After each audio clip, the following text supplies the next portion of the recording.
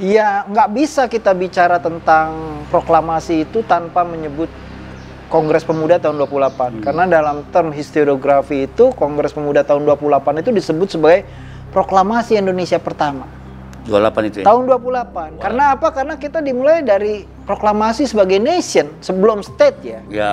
Ya belum itu state, sebagai nation. Jadi kan persoalan besar dari Indonesia ini sebelum nation yang namanya Indonesia udah ada nation-nation yang lain. Ada nation Jawa, nation Sumatera, dan itu ada alasan Sumatera itu bisa bilang historisnya nation. Iya.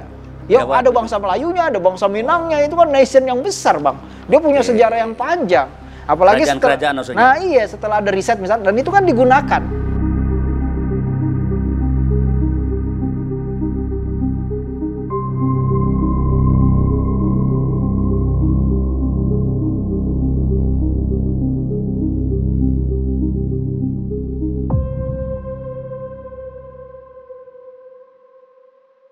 Pemirsa Indonesia, jumpa lagi kita di Bursa Interaktif. Kali ini kita akan membahas ya Sumpah Pemuda, karena kita bulan Oktober ini pada tanggal 28 memasuki usia 93 tahun Sumpah Pemuda. Pada kesempatan ini kita ngundang ya Saudara JJ Rizal. Nah, ini seorang sejarawan muda. Apa kabar? Baik, Bang. Terima kasih. Kita kali ini memang berkunjung ke tempat JJ Rizal. Wah, ini tempatnya luar biasa. Ini rumahnya kayak kuno, seperti antik. Tapi di atas bawah penuh buku. Jadi JJ Rizal ini samping kolektor buku, dia juga penerbit buku. Ya, penerbit spesialisasinya buku-buku sejarah. Buku-buku sejarah. Nah, karena itu kita ingin mengulik berbagai sejarah dari dia. Ya. Dan banyak sekali bukunya. Puluhan ribu buku sejarah ya. Karena itu dia dijuluki sejarawan ya. Tapi sebelum kita mulai diskusi dengan Saudara Rizal, kita ingin ungkap dulu bahwa Sumpah Pemuda ini memang fondasi sejarah kita, di mana awal dari kebangkitan bangsa Indonesia merumuskan ya, paham kebangsaan, yaitu menghimpun seluruh komponen anak bangsa dari Sabang sampai Merauke, dari ras dan suku, agama, bertemu di dalam Kongres Sumpah Pemuda tanggal 27-28, Sumpah Pemuda kedua ya, yaitu berhimpun ada Jong Capa, Jong Islam Mittenbond, Jong Batak, Jong Ambon, dan seluruhnya berkumpul untuk menyamakan persepsi. Ada 3 hal yang kita lihat di dalam Sumpah Pemuda itu yang jangan sampai kita lupakan. Pertama adalah dimotori dari kaum muda, dan kedua munculnya semangat kebangsaan. 3 ada upaya untuk mencapai kemerdekaan.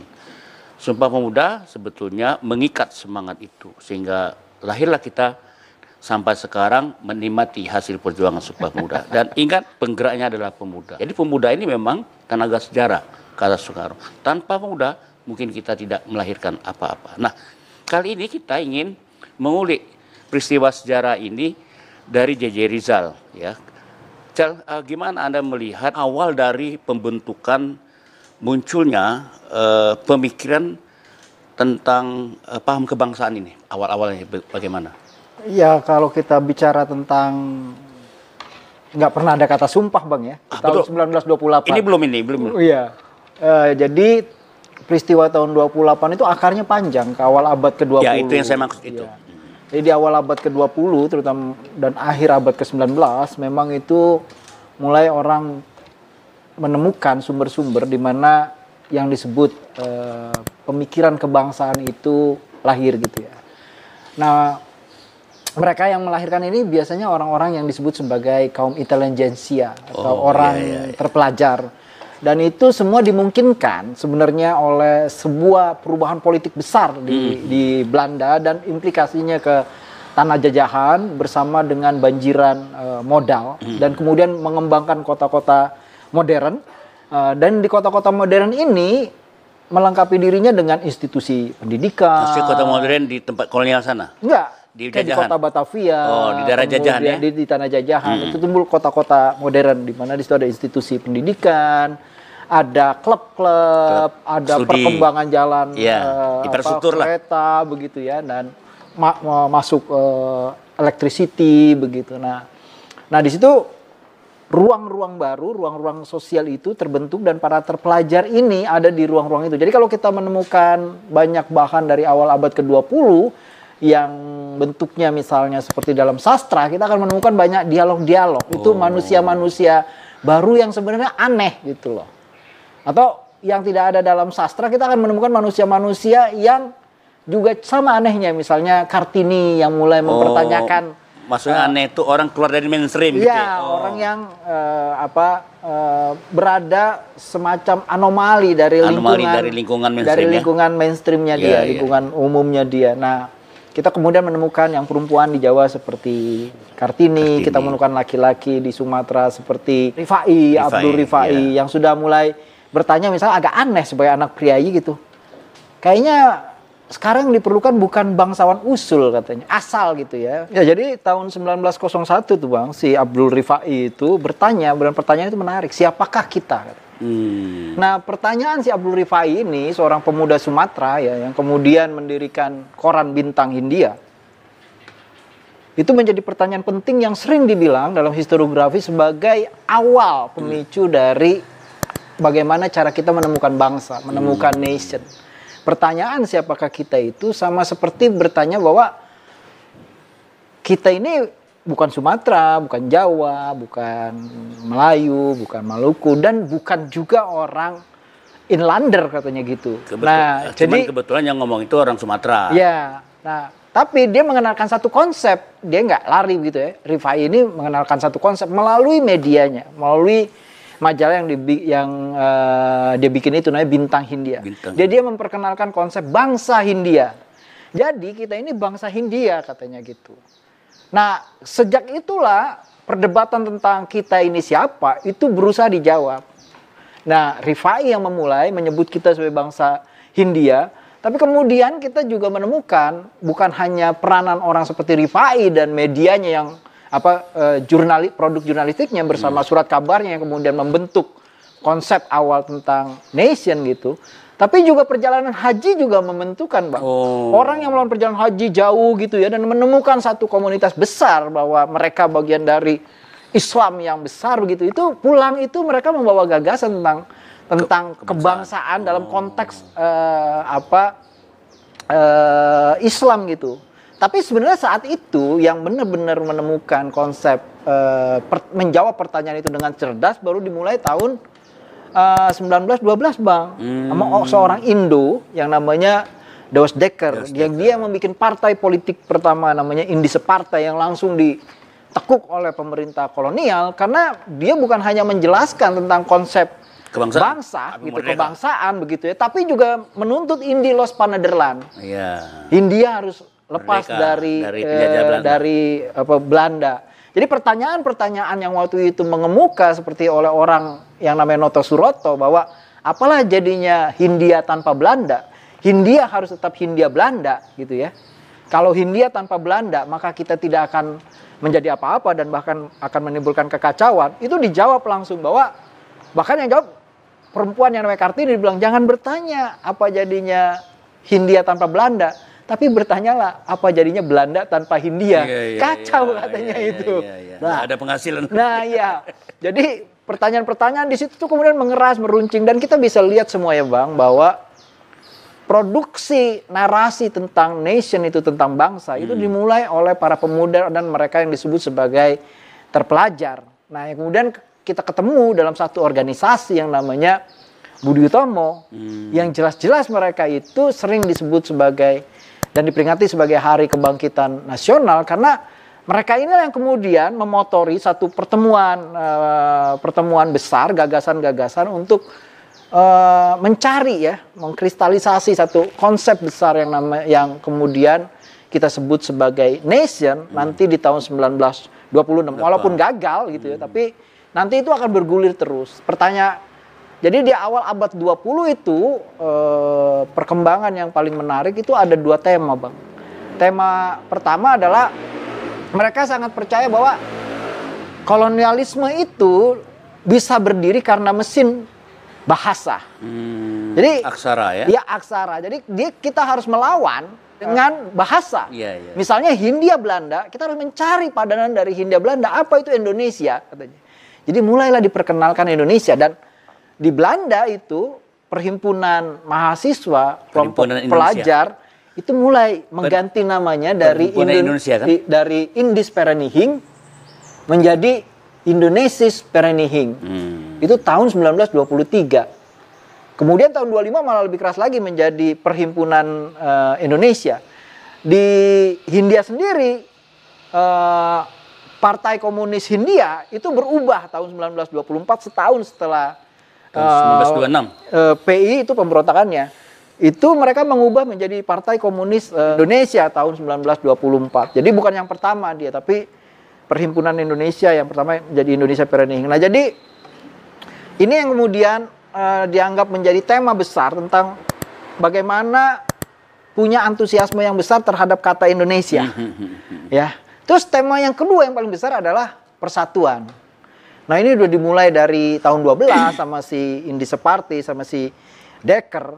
Tapi yang menarik juga orang seperti Cokro Aminoto tuh bicara misalnya dalam kongres yang meniru dari gerakan Gandhi di India. Konsep kooperasi itu, non kooperasi itu, ya. Itu ditiru tuh Bang, di Jawa bahkan dibuat kongres yang namanya persis All India Congress namanya. Jadi itu niru di India, tapi di sini konsepnya adalah selain non kooperasi, artinya nggak mau lagi bekerja sama dengan pemerintah Belanda, tapi juga menginginkan persatuan. Sehingga orang seperti Cokro Aminoto pada kongres keduanya tahun 23 tuh mulai ngomong, jangan sampai kalian melupakan persatuan. Jangan membeda-bedakan suku, etnis, ras. Jangan melihat ras itu Jawa. Cokro Aminoto Bang, tahun 1923. Ya, dia masih jadi pemimpin besar dari Sarekat Islam itu ya. Dia itu bicara. Jadi itu memang jadi tema sentral Bang, dua kata menjadi tema sentral. Pertama kata Indonesia, kedua kata persatuan. Kata Indonesia ini bukan waktu Perhimpunan Indonesia di Belanda sudah muncul, kata Indonesia itu. Nah, kata Indonesia ini kata yang sebenarnya di awal abad 20 diadopsi oleh para tokoh pergerakan dari dunia etnografi. Nah, dari konsep etnografi, karena mereka bisa mengakses pengetahuan itu, kemudian mereka adopsi itu. Nah, waktu itu sebenarnya ada banyak usulan untuk mengganti kata Hindia itu dengan kata Indi, dengan bahkan kata Nusantara diperkenalkan sama Suhardi Suryaningrat begitu. Tapi kata itu tidak populer pada masa itu, populernya malah justru belakangan Nusantara itu. Nah, kata Indonesia itu sendiri menjadi sangat populer karena Perhimpunan Indonesia di Belanda itu tahun 1924 itu menggunakan kata Indonesis. Tahun 23 itu yang pertama organisasi pertama tuh Bang ya, yang menggunakan kata Indonesis. Kemudian disusul sama tahun 24 PKI ya, dari Perhimpunan Komunis Hindia berubah menjadi PKI, Partai Komunis Indonesia. Nah, setelah itu semua punya antusiasme Bang. Surat kabar menggunakan sebutan Indonesia, kemudian tokoh-tokoh pergerakan menggunakan kata Indonesia. Siapa orang yang memperkenalkan Indonesia di Perhimpunan Indonesia ini? Nah, sebenarnya kata ini diadopsi dari penelitian etnografi, Bang. Jadi mereka mengakses jurnal-jurnal itu yang dalam perkembangan etnografi itu berusaha mendefinisikan sebenarnya kawasan yang disebut sebagai Hindia ini apa. Misalnya Wallace gitu ya, dia menyebutnya sebagai Kepulauan Melayu begitu. Ya, betul. Ya kan? Menyebutnya Kepulauan Melayu. Tapi kemudian ada orang yang menemukan kata Indonesia itu, dan itu yang kata diadopsi itu oleh dunia pergerakan. Dari dunia sains, dunia pengetahuan itu dipindahkan menjadi term politik, bukan term geografi untuk menjelaskan satu wilayah yang dalam konsep Wallace itu disebut sebagai Kepulauan Melayu, tapi itu dipindahkan menjadi gagasan politik. Siapa tokoh-tokoh Perhimpunan Indonesia awal mulai menggelorakan semangat kebangsaan ini? Nah, sebenarnya kalau kita mau bicara itu kita harus menyebut Hatta, kan? Bang. Hatta. Jadi Hatta yang mengubah sama sekali bersama teman-temannya yang datang pada awal tahun 1924 begitu ya, di Belanda dan kemudian memimpin Perhimpunan Indonesia. Dan banyak sejarawan yang bilang Perhimpunan Indonesia ini dengan manifesto politiknya itu sebenarnya konsep gagasan politik nasionalisme pertama.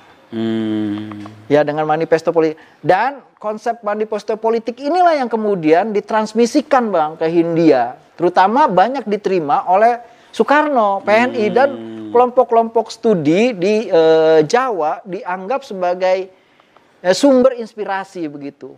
Perhimpunan Indonesia di Belanda ini. Pertama, menurut yang paling menarik adalah bagaimana cara mereka mengubah nama misalnya begitu ya, dengan menggunakan nama Indonesia, dan kemudian mereka terang-terangan menuntut Indonesia merdeka itu. Nah, inspirasi ini yang kemudian mendorong pemuda-pemuda seperti di Budi Utomo itu tergerak ya, Bang, untuk melakukan semacam pembentukan wadah ya, wadah jaringan bersama gerakan pemuda. Jadi ini ada tema besar begitu, Bang. Orang-orang di awal abad ke-20, di awal tahun 20-an sampai pertengahan 20-an itu untuk membentuk segala macam platform yang bisa menjadi wadah persatuan begitu. Dimulai oleh kelompok-kelompok tua seperti Budi Utomo, Cokro Aminoto begitu ya. Juga digerakkan oleh kelompok Teosofi begitu ya. Tapi yang paling menarik menurut saya memperhatikan adalah kelompok-kelompok terpelajar pada tahun 1926 yang kemudian sering disebut menjadi cikal bakal Kongres Pemuda tahun 28. Tahun 26 itu mereka melakukan kongres pertama begitu. Jadi kan awal-awal abad 20 itu kan semangat untuk membangun jaringan ya, mengkonseptualisasi kebangsaan itu kan cepat sekali gerakannya kan ke arah tahun 28 itu. Itu gimana mereka menemukan pola padahal telekomunikasi terbatas gitu kan. Kemudian radio juga jarang, itu gimana menurut Anda? Surat kabar, Bang. Oh, surat kabar. Makanya kan dibilang nasionalisme kita itu sebenarnya dibentuk oleh perkembangan surat kabar. Jadi surat kabar itu misalnya menarik sekali kalau kita baca novel-novel awal abad ke-20 yang menjelaskan tokohnya itu misalnya naik kereta begitu. Tapi orang lupa bahwa di kereta itu bukan hanya penumpang. Itu ada surat kabar, dan rel-rel itu oleh kepentingan kapitalisme itu udah mengelilingi Jawa dan datang ke kota-kota kecil. Dan tiba-tiba kita bisa lihat seorang Kartini itu menerima surat kabar, menerima buku, perkembangan telegram. Jadi tiba-tiba seorang Haji Misbah begitu bisa dibuka matanya bahwa yang disebut Hamengkubuwono, Pakubuwono itu Buwononya itu bokong mereka. Komunis ya? Iya, Haji Merah itu. Dia bilang Hamengkubuwono itu buana yang di Pangku itu kecil sekali karena buana itu jauh lebih besar karena perkembangan sistem telekomunikasi memungkinkan surat kabar itu untuk menerima perkembangan dunia. Nah, itu yang membuat juga salah satu unsur bagaimana kebangkitan nasionalisme Asia adalah berita tentang Jepang mengalahkan Rusia tahun 1905. Itu kan membangkitkan kepercayaan besar ya, sehingga muncul organisasi-organisasi kelompok masyarakat Tionghoa yang punya aspirasi nasionalistik begitu loh. Filipina juga merdeka. Nah iya, seperti jadi itu pengaruh surat kabar, Bang, dan jaringan telekomunikasi transportasi gitu ya, yang menentukan akhirnya surat kabar itu memainkan peranan sangat penting pembentukan nasionalisme kita. Itu yang memberikan kata Indonesia itu kayak semacam tempe, dia meraginya begitu. Kedelainya itu diragi oleh. Menyebar kemudian dan menjadi yang disebut sebagai Kate Hayes atau semangat zaman itu, atau jiwa zaman itu.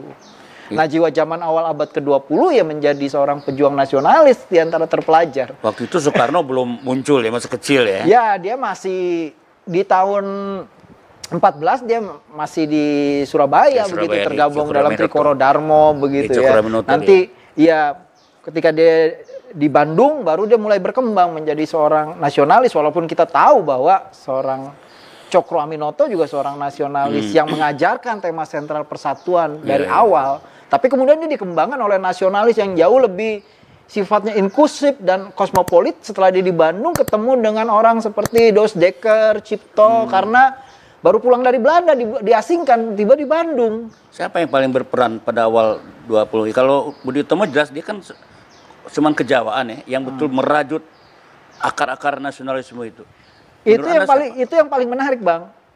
peran besar dari Perhimpunan Indonesia di Belanda. Perhimpunan Indonesia. Di Perhimpunan Indonesia di Belanda ini menjadi semacam mesin transmisi tentang nasionalisme. Ya. Nah, yang menarik itu koran-koran surat penerbitan mereka tuh disembunyikan oleh para klasik kapal yang menghubungkan antara gitu Belanda dengan Indonesia. Dari, itu dari Belanda bawa ke Indonesia. Iya, disembunyikan oleh mereka, dibawa di sini, kemudian diterima dan dibaca dan menjadi bagian semangat bersama.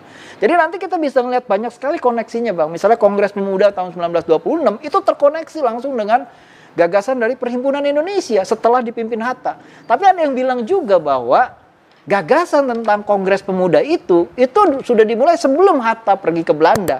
Karena Hatta sebelumnya kan ke Batavia sebelum berangkat ke Belanda. Itu sering keluyuran dengan, ini cerita dari Bader Johan ya. Bader Johan bilang mereka tiap sore punya janji. Kalau lagi nggak ada ujian, mereka akan keluyuran. Naik sepeda atau jalan kaki, bukan nyari informasi, Bang. Mereka istilahnya jadi planner.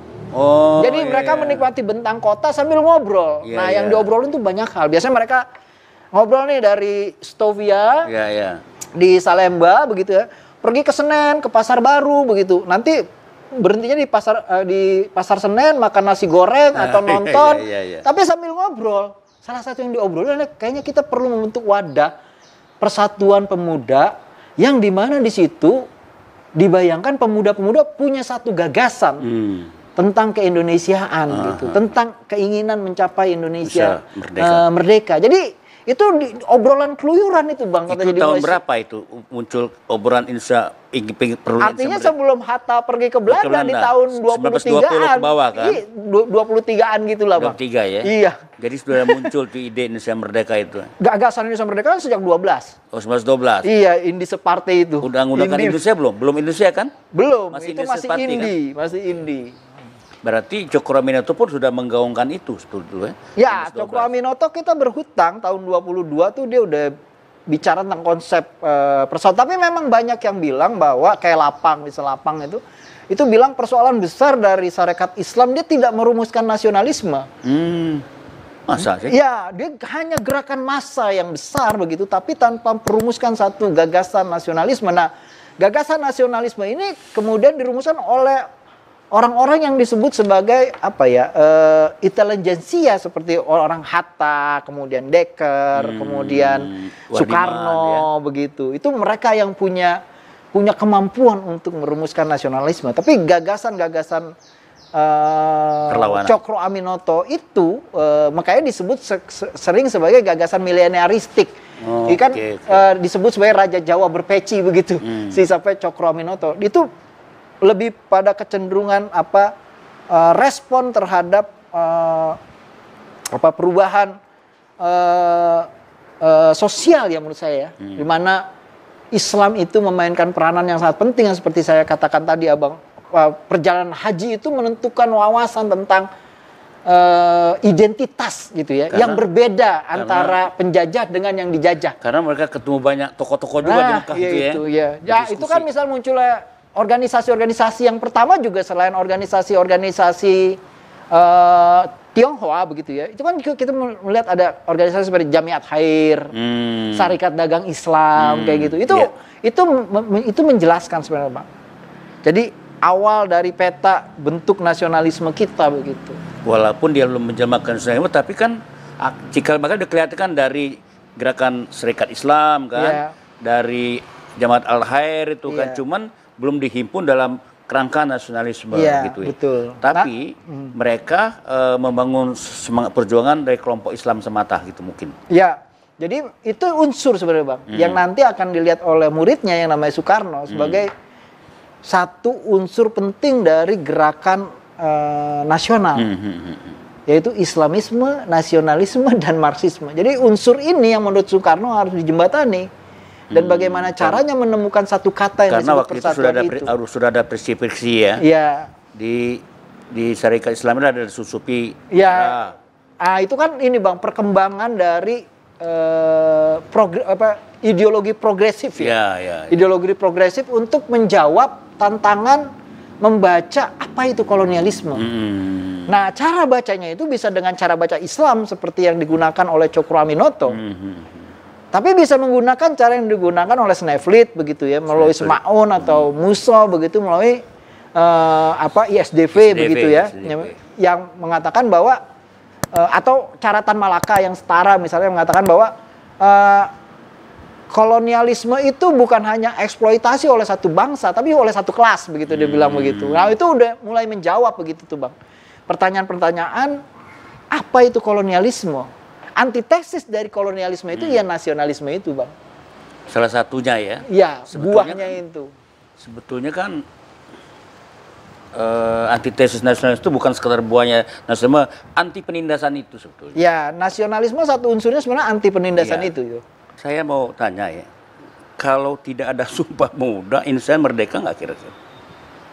Ya, nggak bisa kita bicara tentang proklamasi itu tanpa menyebut Kongres Pemuda tahun 28. Karena dalam term historiografi itu, Kongres Pemuda tahun 28 itu disebut sebagai proklamasi Indonesia pertama. 28 itu ya? Tahun 28. Karena apa? Karena kita dimulai dari proklamasi sebagai nation, sebelum state ya.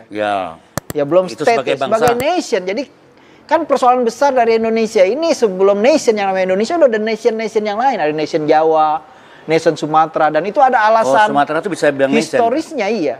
Ya ada bangsa Melayunya, ada bangsa Minangnya, itu kan nation yang besar, Bang. Dia punya sejarah yang panjang.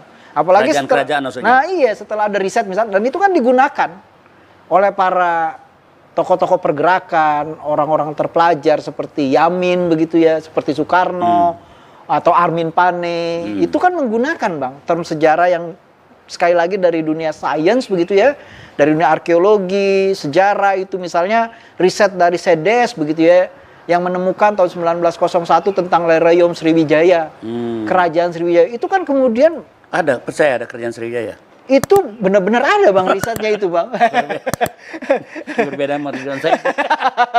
Wah ya, itu risetnya udah banyak dan bukti-bukti artefaknya itu ada. Dan itu kerajaan yang sangat besar, Bang. Saya menerbitkan paling tidak 5 buku tentang Sriwijaya, Bang. Jadi nggak mungkin kita bilang Sriwijaya itu fiktif. Ya makanya kalau ketemu di nggak mungkin fiktif itu, Bang, gitu. Dan menurut saya itu nggak bisa juga kita bicara semangat kita untuk menemukan nation itu tanpa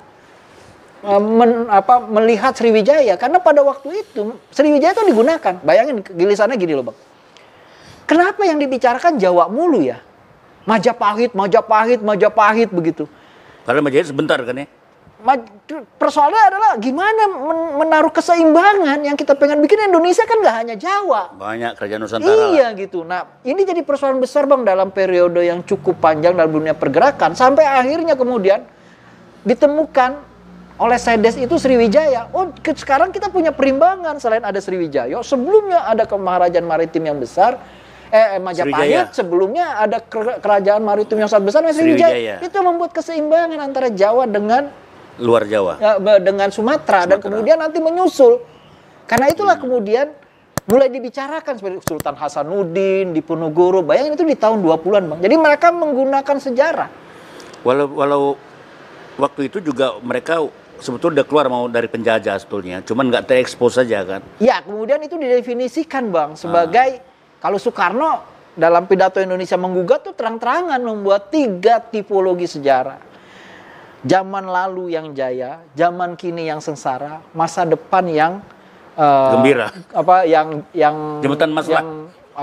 Maslah yang hebat begitu ya gitu. Nah, di masa lalu itu kita punya kerajaan-kerajaan besar, ada Majapahit, Sriwijaya, ada Sultan Agung, ada Diponegoro, ada Imam Bonjol. Dia menggunakan sejarah itu, Bang. Jadi itu menguatkan identitas. Jadi sejarah itu menguatkan identitas. Jadi mereka nggak lagi pakai pelajaran sejarah di sekolah-sekolah Belanda yang belajar sejarah Belanda, tapi mereka menciptakan sejarah sendiri. Walaupun terputus oleh kolonial ya. Nah, jadi mereka bilang kolonialisme ini sebenarnya proses jeda dari Indonesia. Kalau tidak ada kolonialisme, Indonesia akan tetap terbentuk karena sudah berproses dari zaman Sriwijaya, Majapahit, kemudian ada bahasa Melayu yang kemudian itu digunakan sebagai perangkat ya, Bang, perangkat nation. Jadi istilahnya itu jeda sebentar ini tatanan kesejarahan kita melalui kerajaan ini hancur karena kolonial ya. Ya, jadi ada juga yang menolak Bang orang seperti Sultan Takdir. Orang seperti Sultan Takdir itu dibilang Indonesia itu anak kemarin sore, nggak ada kaitannya itu dengan Sriwijaya, Majapahit. Dan kalau kita mengaitkan diri dengan itu semua, mereka dengan Sultan Agung, dengan itu yang ada di polemik kebudayaan. Nah, ya itu dibilang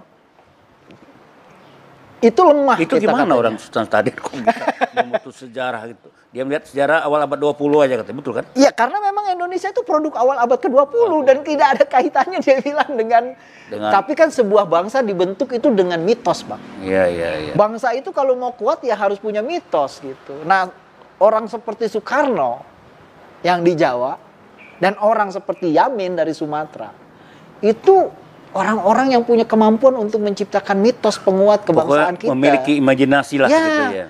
Dia menggunakan sejarah itu sebagai alat untuk memulihkan kembali identitas kebangsaan kita. Nah, karena itu dia bikin hari-hari raya. Misalnya bendera merah putih, gimana dia bisa kaitkan dengan 6.000 tahun gitu ya. Nah, kayak gitu-gitu loh. Ini bukan kebanggaan ya. Nah, jadi dia tuh melompati bahwa kita ini bukan bangsa yang disebut oleh pemerintah kolonial sebagai bangsa yang bodoh, bangsa yang malas, bangsa yang tidak bisa berpikir karena itu perlu terus di bawah jajahan Belanda. Tanpa jajahan Belanda maka Hindia Belanda akan hancur gitu. Jadi dia bilang enggak, bangsa kita tuh bangsa yang besar. Kita dulu punya kerajaan yang besar, ada Majapahit, ada Sriwijaya, ada tokoh-tokoh yang besar seperti Imam Bonjol, Diponegoro, Sultan Agung. Itu ya memberikan kepercayaan begitu loh. Nah, nation itu salah satu aspek terpentingnya, identitas itu adalah kebanggaan itu, Bang. Artinya proses sejarah itulah yang membentuk identitas kita. Iya, itu dipakai, Bang. Jadi Sumpah Pemuda itu penting sekali ada waktu itu. Iya, jadi nggak mungkin kita ngomong proklamasi kalau kita nggak ngomong Kongres Pemuda tahun 1928. Dan itu dibuktikan memang, Bang. Pada masa pergerakan, pada masa pasca proklamasi sampai menjelang tahun 1950 penyerahan kedaulatan, itu term yang dirumuskan dalam Sumpah Pemuda itu dibangkitkan, Bang, dihidupkan. Karena kita perlu persatuan gitu loh. Dalam konteks melawan Belanda yang comeback begitu loh. Sekarang comeback lagi kan. Anda pernah nggak menemukan di sejarah bangsa-bangsa lain sepenting sejarah seperti Sumpah Pemuda 1928? Nah, ada nggak Anda temukan? Ya ada, cuma gimana misalnya? Masalah persoalan besarnya adalah memang persoalan yang paling rumit, yang unik dari kita ya, Bang. Kita kan sifatnya ini bukan kontinental, tapi archipelagic. Iya kan? Karena dan ada beragam gitu. Nah, jadi perlu punya kecerdasan dan perangkat yang cukup canggih untuk membuat sebuah bangsa dengan begitu beragamnya manusia yang menghuni dan bentuk geografinya yang kepulauan.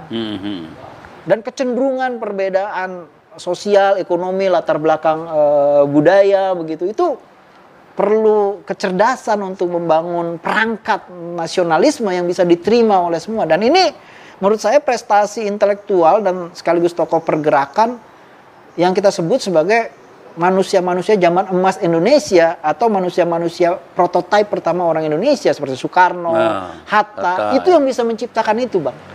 Kita mewarisi itu. Sedikit dan punya kecenderungan untuk merusaknya. Sekarang ada cenderung merusak itu ya.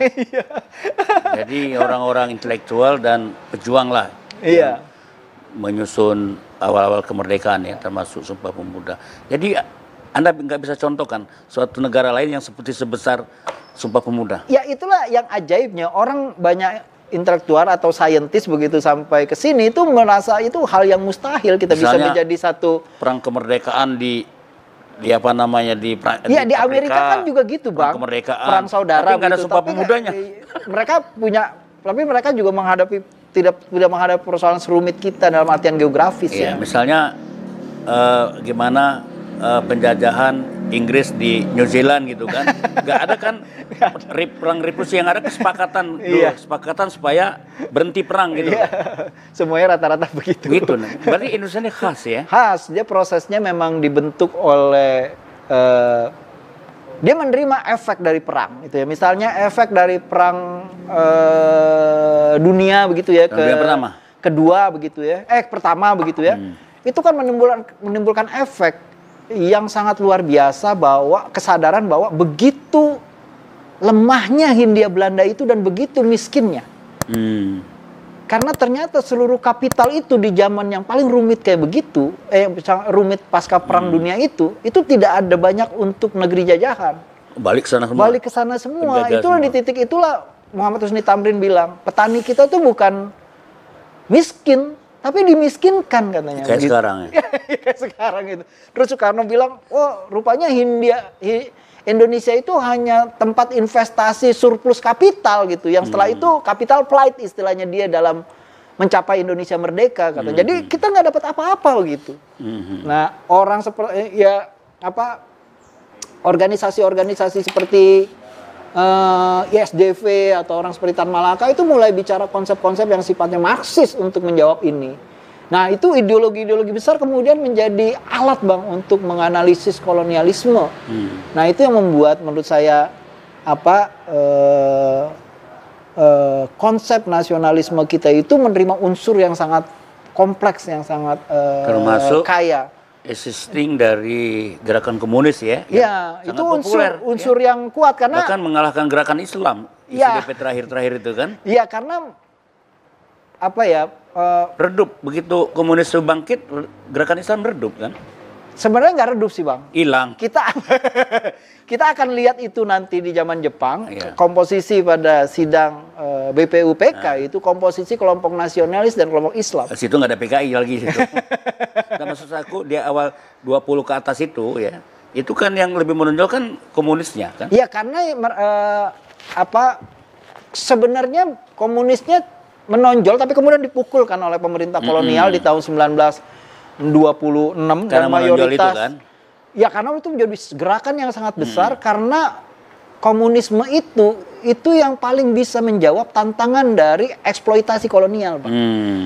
Jadi esai yang bisa menjawab, ideologi yang dapat menjawab eksploitasi kolonial yang brutal itu ya cuma komunis. Yang menghasilkan teorinya itu Islam belum. Yang bisa menjawab pertanyaan-pertanyaan mengapa eksploitasi ini bisa terjadi, yang istilahnya Soekarno eksploitasong delong parlong, eksploitasi manusia atas manusia, di Tamin Hatta bukan hanya manusia tapi eksploitasong delong par etat kata dia begitu, eksploitasi manusia oleh negara katanya begitu. Itu makanya Hatta, Syahrir itu mempelajari dengan serius komunisme, tapi orang seperti Syahrir dan Hatta nggak pernah percaya ada seorang Marxis yang tulen atau komunis yang tulen di dalam pergerakan. Adanya seorang revolusioner. Karena apa? Karena banyak dari tokoh-tokoh pergerakan yang sebenarnya melihat komunis itu sesuatu yang mengancam perkembangan prospek ekonomi pribumi, Pak. Dan mayoritas mereka tidak mau menerima konsep pembagian hak milik. Karena orang seperti Sutomo, orang seperti Cipto. Kalau Sutomo dia nggak mau, dia jelas dia punya aset. Itu radikal Bang. Tapi kalau udah bicara komunis, dia menganggap bahwa bukan sesuatu yang bisa diterima begitu. Jadi kepopuleran komunis itu menurut saya juga bukan tidak mendapatkan saingan, tapi juga bukan dia tidak memberikan sumbangan bagi gagasan pemikiran tentang nasionalisme, terutama sifat-sifat radikalnya gitu. Oke Zal, ini kenapa Zal, ini lambat sekali pembentukan pertemuan pemuda, kok sampai harus 1922, bahkan gagal pertama kan? Kenapa nggak 1920 udah mulai mengental kan, mengkristal gitu kan? Sebenarnya nggak lambat sih Bang. Karena di tahun 1922 itu udah ada kongres yang tadi saya bilang, All India Congress itu. Itu pemuda semua Bang Don. Itu bukan hanya pemuda kenapa dari... Kenapa gagal itu yang Anda lihat kenapa? Bukannya gagal, jadi kongresnya itu gagal. Tapi gagasannya hidup terus. Menurut saya jadi nggak gagal.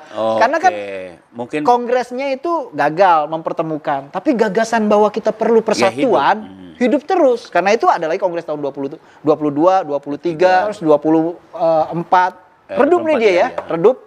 Tapi di Belanda muncul Perhimpunan Indonesia yang mentransmisikan gagasan tentang persatuan. Jadi gagasannya tuh hidup terus Bang, dan makin besar, spektrumnya makin kuat, dan tingkat keradikalannya makin kuat juga. Dan kemudian itu berimplikasi lebih besar lagi ke Hindia, sehingga organisasi-organisasi yang bahkan disebut konservatif kayak Budi Utomo itu yang menggagas tahun 26, Kongres Pemuda pertama Bang. Mereka gagal, nggak bisa menemukan format gimana caranya membentuk sebuah wadah komunikasi atau forum bersama begitu. Tapi 2 tahun kemudian mereka bisa melakukan satu yang sangat besar Bang, yang namanya Kongres Pemuda. Kenapa di Kongres Pemuda itu Soekarno nggak menonjol? Nah, sebenarnya bukan Soekarno nggak menonjol Bang, justru pengaruh paling besar dari Kongres Pemuda tahun 28 itu dari 2 organisasi. PNI. Organisasi pertama adalah Perhimpunan Indonesia di Belanda, Hatta. Organisasi kedua PNI. PNI ya. Iya, Indonesia seperti di balik layar begitu. Ya, Soekarno sendiri ada di Bandung waktu itu. Dan tapi Soekarno memberikan pernyataan salut begitu ya bahwa pemuda mampu melakukan itu. Dan pemuda-pemuda yang ada di Perhimpunan Pelajar-Pelajar Indonesia yang menjadi motor penggerak dari Kongres kedua, bukan lagi Budi Utomo, Kongres yang pertama, karena dianggap ini Kongres pertama juga mereka agak anti-Islam Bang sebenarnya, karena Jong Islamiyettenbond nggak diundang katanya. Udah mulai kacau dong. Itu juga jadi pertanyaan Budi Utomo ini, karena katanya kalau gagasannya adalah persatuan dan nasionalisme, kenapa Islam nggak diundang gitu? Nah itu yang menarik. Tapi di Kongres kedua nanti orang-orangnya yang jadi masyumi banyak Bang, misalnya Abu Hanifah gitu. Itu memainkan peranan penting begitu. Sugondo itu kan orang PPI PNI dia. Bang. PNI dia. Tapi dia Persatuan Pelajar Indonesia. Persatuan Pelajar-Pelajar Indonesia, Perhimpunan Pelajar-Pelajar Indonesia. Nah, dia kawin dengan Suarsi, seorang guru yang kemudian menulis novel Buitenheid van Gril itu. Novel tentang seorang guru miskin tapi idealis, berusaha mencerdaskan kehidupan bangsa. Jadi kita bisa melihat ketuanya yang nama Sugondo itu tuh orang PNI, orangnya Soekarno. Nah, kemudian platform yang dibikin namanya itu nanti mengacu kepada nama yang dibayangkan. Bukan Soekarno berstrategi supaya dia nggak ditangkap Belanda gitu kan? Nggak, bukan itu Bang. Memang itu kelompok yang berada di level kedua dari Soekarno. Hatta nggak hadir, Soekarno nggak ada. Hatta masih di Belanda. Masih di Hatta masih di Belanda. Nah, ini organisasi yang sebenarnya pelaksanaan di level kedua Bang. Generasi kedua orang Indonesia sebenarnya. Kalau generasi pertama kan Soekarno, Hatta begitu. Ini prototipe keduanya ini yang bikin. Ya makanya heran juga kan Soekarno nggak ada ya. Artinya itu perkembangan besar Bang. Artinya proses regenerasi itu, pergerakan itu cepat begitu, dan idealismenya bisa ditransformasikan dari generasi awal abad ke-20 seperti Abdul Rifai, Kartini, Cokro, pindah kepada Soekarno, Hatta, lalu pindah lagi pada orang-orang pemuda-pemuda dalam Perhimpunan Pelajar-Pelajar Indonesia begitu loh. Ya, ini kelompok-kelompok pemuda generasi ketiga, menurut saya itu bisa kita bayangin sebuah transformasi ya, idealisme itu hidup. Jadi kelihatan betul di Sumpah Pemuda ini orang-orang muda. Iya. Orang-orang yang berjuang ya, yang ingin merdeka. Yang lebih gilanya Bang, mayoritas mereka tuh nggak bisa bahasa Melayu. Tapi mereka melakukan kongresnya berbeda dengan kongres pertama. Kongres pertama tahun 26 pakai bahasa Belanda. Ini bahasa Melayu. Tapi bahasa Melayu, dan mayoritas tuh mereka nggak ada yang bisa bahasa Melayu. Jadi tapi kok pakai Melayu? Pakai Melayu karena mereka mengaku menjunjung bahasa Indonesia. Iya, persatuan bahasa Indonesia. Tapi kok tapi artinya mereka bunuh diri kelas Bang. Mereka kan mayoritas kan anak Belanda dalam tanda petik ya. Iya. Iya kan? Didikan lah. Iya, jiwanya, pikirannya, bahasanya. Dan itu digambarkan oleh Siti Sundari, salah satu peserta Kongres Pemuda, bagaimana dia harus meninggalkan bahasa ibunya. Yang indah. Bahasa Belanda itu. Dan harus tertatih-tatih belajar bahasa Indonesia. Dan peserta Kongres itu semua berusaha Bang. Berusaha jadi Indonesia. Nah, hari ini kan kita susah ngeliat orang yang berusaha jadi Indonesia. Jangan-jangan Indonesia aja dia kagak ngerti. Nah, kalau kita Indonesia kepalanya kemana-mana. Nah, iya itu. Kita bisa lihat pada saat itu mereka itu bunuh diri kelas dari seorang anak Belanda dengan kesempatan-kesempatan privilege yang dipunya. Mereka pilih sesuatu yang sangat berbahaya bagi masa depan mereka, tapi mereka bayangkan ada masa depan yang jauh lebih besar. masa depan kita menjadi Indonesia. Jadi memang Kongres 1928 itu momentum lah ya. Iya. Artinya kalau tidak dilakukan, kita akan tidak mencapai tahun 1945 kan. Itu memberikan kepercayaan besar, Bang. Itu karena ada keterkaitan orang-orang berpikir, intelektual dan keperjuangan kan. Iya. Jadi itu nggak bisa dipisah. Nggak bisa. Nah, jadi memang 1928 itu tonggak penting bagi sejarah Indonesia ya. Sangat penting, Bang. Kalau tanpa itu kita nggak menemukan sejarah sekarang, yaitu Ya kita nggak akan bisa lengkap menemukan Indonesia modern sebenarnya. Islam modern ya. Jadi sangat Kita menentukan. akan nyempal gitu loh. Nyempal ya. Iya. Sumpah Pemuda ini sudah menjadi sejarah kita ya, simbol nasionalisme kita, kebanggaan kita yang merajut merangkai ya, menjadi pondasi kebangsaan kita sehingga kita bisa mencapai kemerdekaan. Yang dirajut itu kan tentu kan keragaman tadi ya, suku, bangsa, agama, ras dan bahasa. Setelah 1928 kita masuk 93 ini, ada nggak Anda rasakan perbedaan ya? Semangat 1928 itu mulai runtuh, terkoyak-koyak gitu. Ada nggak Anda rasakan? Ya problem besarnya dari kalau kita berefleksi pada Sumpah Pemuda, dia kemudian tumbuh menjadi mitos kan, Bang. Ya. Bahwa dalam semua persoalan kita sebagai nation apabila menghadapi tikungan yang tajam berupa krisis, maka harapan orang itu selalu pada pemuda. Tapi pertanyaannya pemuda yang seperti apa begitu? Nah, bayangan mereka akan pulang ke rumah sejarah itu. 1928 itu. 1928 menemukan pemuda-pemuda yang punya moral komitmen. Nah, kata moral komitmen ini persoalan besar, Bang, hari ini. Kita banyak menemukan pemuda, organisasi pemuda, tapi kita tidak menemukan moral. Kita menemukan orang muda, badannya muda, usianya muda, tapi moralnya jompo, Bang. Pikirannya jompo. Gimana menjelaskan ini? Gimana menjelaskannya, Bang? Saya menjelaskan tadi pada waktu Kongres Pemuda, mereka melakukan bunuh diri, mereka membunuh diri kelas sebagai anak priayi, bayangin coba.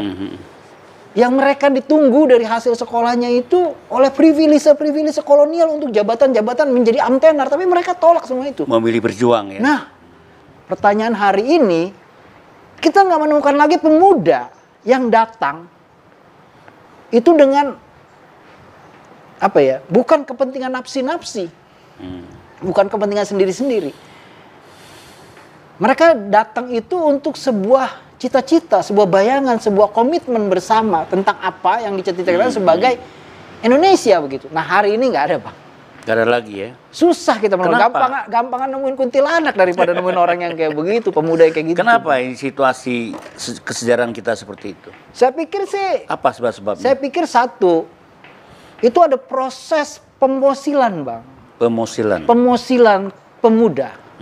Jadi pemuda tuh dirayakan terus, Bang. Kayak tahun 20, Sumpah Pemuda ini dirayakan terus. Tapi sebagai hari pemuda. Mitos saja kan? Tapi Ritual. sebagai ritual. Ya, Sementara kata mudanya itu mengalami pemosilan. Artinya dia mengalami kejumudan. Impulsi. Bukan hanya impulsi, bisa dibilang gitu. Impulsi artinya dia berputar di situ-situ dan kemudian membusuk begitu loh. Nah, kata pemosilan ini sebenarnya mengacu pada pengeramatan, pemitosan. Dan akhirnya dalam pemitosan dan pengeramatan itu yang terjadi adalah ketidakmengertian dan penyelewengan. Jadi banyak sekarang kelompok-kelompok muda bikin partai, bikin apa gitu. Bayangin ada anak muda sekarang bikin partai, hal yang pertama dilakukan adalah gelar karpet ke istana. Laporan. Nah, iya. Gelar karpet ke istana, berusaha menjadi bagian dari kekuasaan istana. Nah, itu kan kalau kita lihat dalam sejarah, seluruh kita yang jelaskan dari awal, yang namanya pemuda, begitu mereka berorganisasi atau menjadi terpelajar, mereka tarik garis dengan kekuasaan dan bersikap kritis terhadap kekuasaan. Ada diferensiasi lah. Nah, ya. hari ini nggak ada, Bang. Hari ini tidak ada. Nah, itu yang memang sekarang ini mengkhawatirkan ya. Ya, artinya kita mengalami krisis, Bang, sebenarnya. Krisis pemuda. Tapi persoalan negaranya krisis. Sementara seluruh orang berharap ketika negara krisis, jawabannya pemuda. Tapi yang diketemukan, jenis pemuda apa? Pemuda krisis. Pemuda yang bisa disebut sebagai pemuda daripada bapakisme. Pemuda yang dalam usianya muda, tubuhnya muda, kulitnya kencang, tapi pikirannya kendor. Iya kan? Ideologinya teledor. Iya kan? Dan yang terpenting adalah mereka yang paling parah adalah mereka tidak punya sikap ideologis. Mereka sangat kompromis. Pragmatis ya. Pragmatis, dan dalam konteks itu menurut saya ada satu buku yang terkenal yang ditulis oleh ibu saya Shiraishi, judulnya The Young Hero. The Young Hero. The Young Hero. Jadi dari judulnya itu aja kita udah bisa bayangin bahwa dia meneliti konteks sejarah Indonesia. The Young Hero.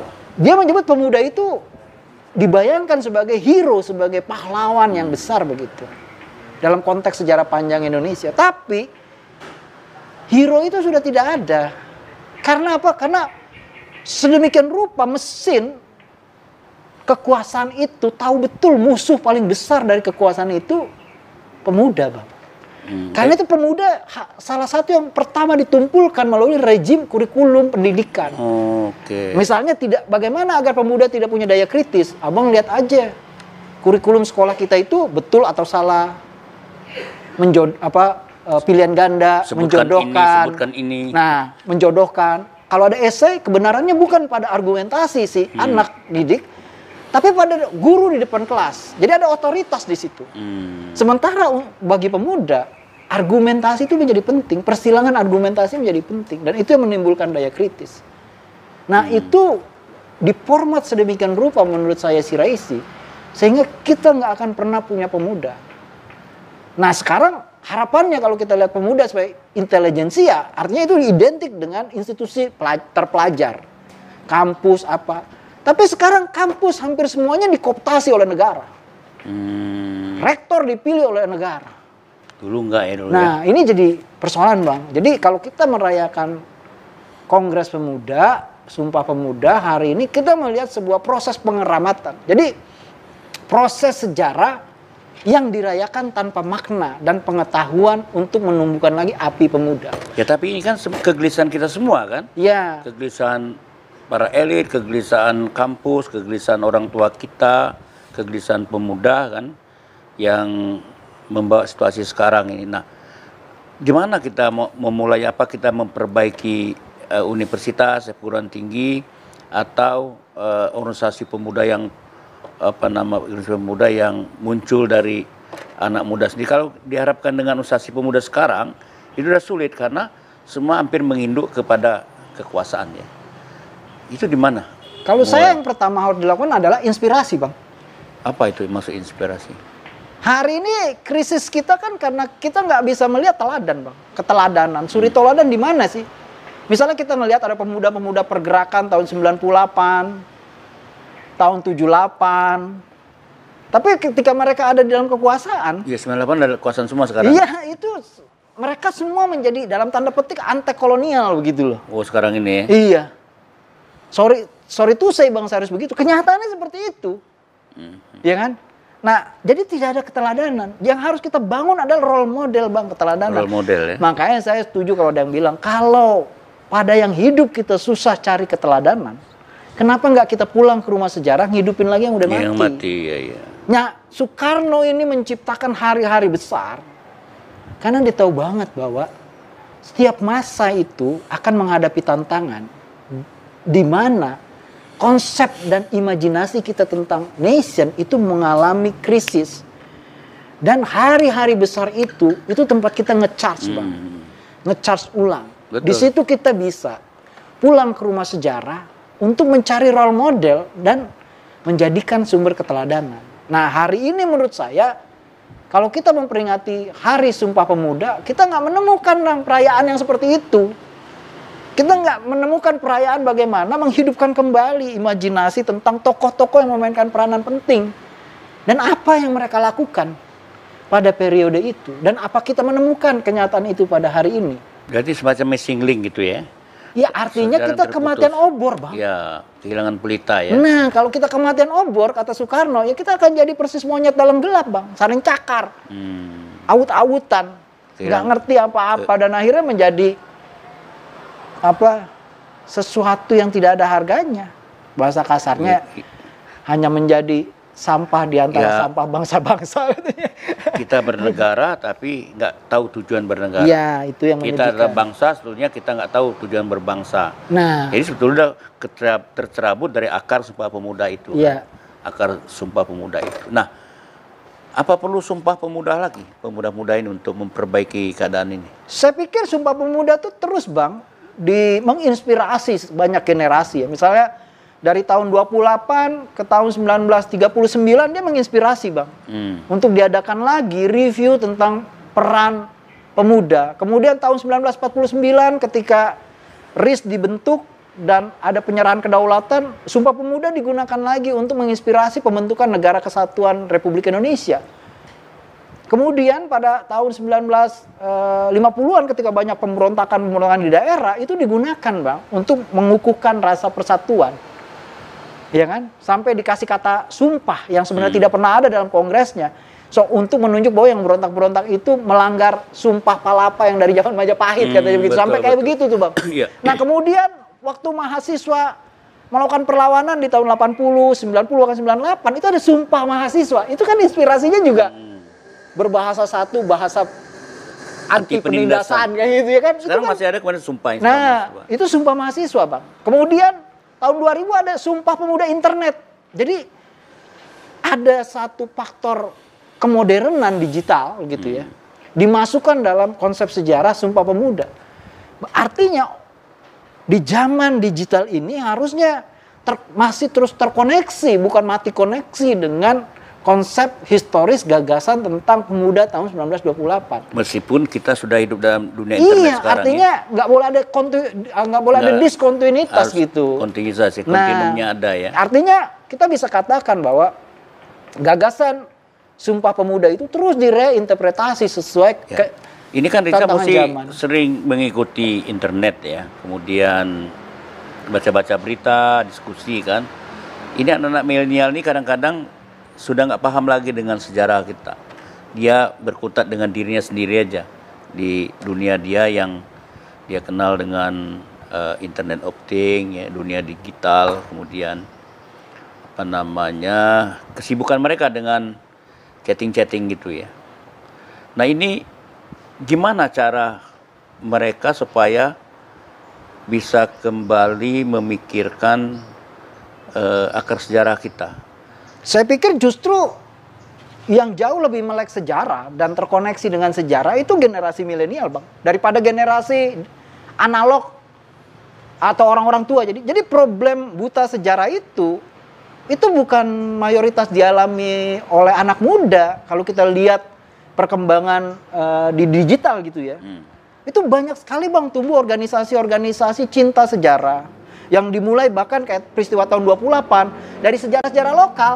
Misalnya kita pergi ke kota Semarang, ada pencinta kota tua Semarang. Pergi ke kota tua Jakarta, ada pencinta kota tua Jakarta. Pergi ke Banda, ada, Bang, kayak gitu. Pergi ke Bukit Tinggi, ada. Itu rata-rata anak muda ya? Itu semua generasi milenial. Yang justru menurut saya mereka keluar dari kurikulum yang sifatnya bukan sejarah, tapi propaganda atau indoktrinasi sejarah. Mereka mencari dan mengumpulkan pengetahuan sejarah melalui perkembangan digital dan dan salah satunya hidup dalam bentuk pencarian identitas, dan identitas itu dicari melalui pengetahuan sejarah. Banyak sekali di internet, jauh lebih banyak lagi, Bang, atau di digital gitu ada perkembangan organisasi atau akun-akun yang memang sifatnya pengkabaran sejarah. Nah, justru menurut saya problem terbesarnya adalah buta sejarah itu pada orang-orang tua dan cilakannya elit-elit. Bayangin ada orang yang mengaku pengagum Soekarno, berasal dari Partai Soekarno, kemudian jadi pemimpin besar dari negara Republik Indonesia. Ditanya Soekarno lahir di mana? Di Blitar katanya. Nah, jadi saya mau katakan yang rusak itu pengetahuan sejarahnya bukan pemuda, Bang, orang-orang tua. Dan cilakannya mereka pengambil keputusan. Bahkan ideologi Soekarno nggak dijalanin ya. Nah, dia mengakunya Soekarno, tapi tindakannya sama sekali tidak mencerminkan pikiran-pikiran dan wawasan Soekarno. Misalnya sekarang lagi tren bikin patung Soekarno. Oh iya. Saya pergi ke Semarang, ada 4 atau 5 patung Soekarno. Banyak sekali ya. Terus saya bertanya dalam hati saya gitu, ini yang bikin patung Soekarno nggak ngerti apa ya, bahwa Soekarno itu menjadi besar justru ketika dia berada di antara kawan-kawannya. Karena apa? Karena Soekarno itu simpul dari pikiran banyak kawan-kawannya. Jadi mesti jangan Soekarno sendiri Iya, dong. kalau Soekarno sendiri, maka seperti dikatakan Ong Hokam, Soekarno itu mati ketika dia ditinggalkan teman-temannya. Itu penutup esai yang paling baik dari Pak Ong tahun 1978. Itu esai di Tempo ya? Di Prisma. Prisma. Jadi ketika Soekarno itu patungnya di mana-mana hadir dan dia sendirian, maka orang yang bikin patung itu nggak ngerti dia itu Soekarno. Bersama sebenarnya. Iya, justru Soekarno itu menjadi besar kalau dia menjadi, kalau kita mengerti dia sebagai simpul sejarah, simpul pikiran. Esainya yang terbaik itu untuk menyimpulkan dia itu seorang simpul sejarah, nasionalisme, Islam, Marxisme. Jadi dia itu harus ada patung serombongan. Nah, iya, harus ada patung Cipto Mangunkusumo, ada patung Dekker, ada patung Cokroaminoto. Nah, baru dia kita bisa lihat sebagai Soekarno sebagai bung besar, orang besar. Kalau dia sendirian, dia mati kesepian. Mati kesepian, dan yang membuat dia nggak ngerti sejarah. Dia melakukan desoekarnoisasi, Bang. Itu politik Orde Baru justru yang dia katanya sangat benci Orde Baru. Justru dia lakukan. Memang banyak sekali kritik-kritik orang sekarang ini. Bahkan ada yang mengatakan ini kultus individu. Lama-lama semakin... Ya artinya sebenarnya sama dengan Sumpah Pemudanya, Bang. Pemikiran Soekarno juga seperti Sumpah Pemuda mengalami pemosilan. Jadi dia berkembang tidak lagi hidup sebagai api yang hidup, tapi dia menjadi debu yang dingin.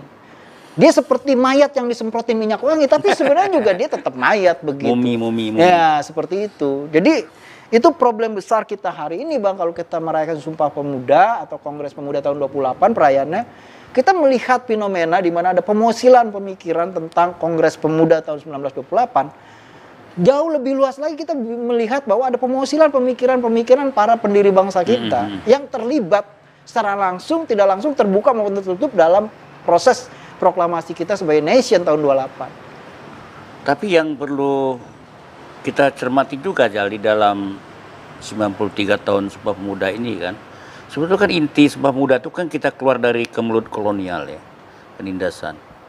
Sekarang ada nggak terasa semacam kembali gitu hantu kolonial dalam tatanan ekonomi kita? Sejarah itu nggak berulang sih, Bang. Berulang. Sejarah nggak berulang. Nggak berulang. Pola-polanya yang berulang. Jadi kalau abang bilang, oh rasanya kayaknya petani ini nasibnya merana betul, padahal kita negara agraris. Jadi kita ingat lagi Tamrin yang bicara. Petani kita bukannya miskin, tapi dimiskinkan. Dimiskinkan ya. Ya hidup lagi tuh dia tuh. Oh ternyata kita mengalami involusi begitu. Polanya, Bang, sama. Polanya yang sama. Kita merasakan pola-pola yang... Mungkin itu sebabnya orang seperti Soekarno, ya pikirannya itu mungkin menurut saya sudah akhir. Sudah jauh dengan tantangan zaman hari ini ketika dia nulis di tahun 30, di tahun 30, di tahun 20 begitu ya. Tapi masih relevan. Tapi masih relevan karena apa? Karena dia bicara tentang penindasan. Strukturnya nggak berubah. Iya, strukturnya nggak berubah. Yang orang rasakan eksploitasinya terus berlanjut. Sumber daya kekuasaan elit nggak berubah dari zaman dulu kan? Iya. Pola piramidal sosialnya nggak berbeda gitu. Iya. Jadi apa kalau tidak ada ekonomi nasional, kata Bung Hatta, kata Soekarno, jangan pernah bayangkan negara kita merdeka, karena dengan cepat waktu kita akan dijajah. Nah ini kan kata-kata itu jadi hidup, Bang. Dijajah bangsa sendiri katanya. Ini bangsa itu jadi bukan sejarahnya berulang, Bang. Polanya berulang. Polanya kita rasakan. Artinya kita sebagai nation failed. Gagal ya. Gagal. Ya, karena generasi yang baik, harusnya generasi yang baik adalah generasi yang lebih baik dari generasi sebelumnya. Itu pentingnya sejarah, Bang. Sejarah mengajarkan kita tentang arti kata prestasi. Kalau kita pergi ke museum, kita belajar apa? Prestasi, Pak. Pencapaian masa zaman. Lalu ya, pencapaian zaman ya. Kalau pemuda tahun 28 bisa bikin proklamasi kita sebagai nation, apa yang kita bisa buat hari ini? Sekarang nggak bisa buat apa-apa kita. Nah, ini persoalan besar, Bang. Karena bangsa itu bisa hidup dengan imajinasi, dengan kreasi. Kalau kita nggak punya imajinasi, nggak bisa kreasi, mati, Bang. Ya itulah kelebihan orang masa lalu itu kan. Nah, karena mereka baca, Bang. Dia baca, dia melihat aksara macam-macam ya. Dia baca. Nah, persoalan besar hari ini akses kepada bacaan itu susah, Bang. Bukan nggak ada bukan nggak ada minat baca, tapi akses terhadap bacaan itu yang tidak diberikan oleh negara. Sebetulnya kertas kita masih impor. Iya, semua impor ya. Betul itu. Sistem perpustakaan kita mati. Mati. Ke daerah-daerah, di kampus-kampus, di sekolah-sekolah, perpustakaan yang mengenaskan. Gitu. Apa yang Anda bayangkan ke depan ini? 1928 ini 93 tahun Sumpah Pemuda kalau Iya, keadaan kita sekarang? harus tersentak Bang sebenarnya. Tersentak karena kita itu sedang berproses menuju decline gitu. Kemerosotan. Kemerosotan ya. Jadi harus ada aspirasi besar bersama begitu ya. Mengingat tahun 2045 kita akan 100 tahun. Betul. Apakah kita akan merayakan 100 tahun dengan situasi kayak begini? Situasi kesenjangan sosial. Iya. Artinya kita dalam perayaan itu kita merayakan kegagalan. Kegagalan kita mewarisi perjuangan dan pikiran-pikiran besar yang membentuk Indonesia. Dan menurut saya itu bukan hanya durhaka, Bang. Itu lebih dari durhaka, itu mengkhianati sejarah bangsa ya. Iya. Alasan kita jadi Indonesia. Nah itu dosanya besar, Bang. Oke, apa refleksi Anda kemudian pesan ke pemuda dengan situasi sekarang ini dalam rangka 93 tahun Sumpah Pemuda? Saya pikir hal yang paling besar yang harus dilakukan oleh pemuda adalah dia harus mengambil posisi, Bang. Mengambil posisi dengan serius, menarik garis seperti di tahun 20-an antara kaum sana dengan kaum sini. Oke.